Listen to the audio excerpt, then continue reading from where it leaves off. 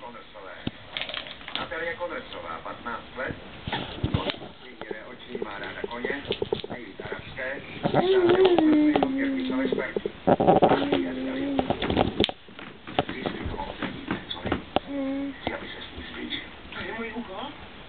Musím se s ní zblížit? Jasně, vetři se jí do života. Musíš za každou cenu zjistit, co její otec a Eris mají v plánu. My ti pomůžeme. Jsi zapsaný do všech jejich hodin. Do všech? Nepřijde ti to divné? Divné? My jsme CIA. To je naše práce. A vy... Chcete, aby ze mě byl její kluk? Skoudy, vládej prosím. Natálie Konrsová má zanedlouho narozeniny. Její otec první pořádá ovku. První krok je nechat. A buď opatrný. Teď už si na agenta jenom nehraješ.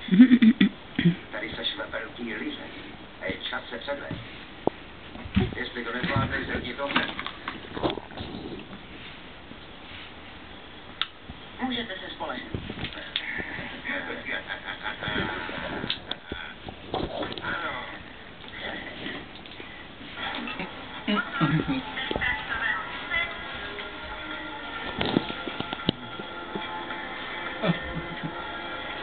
Vím, že je to lákavé, ale na nic nesmí.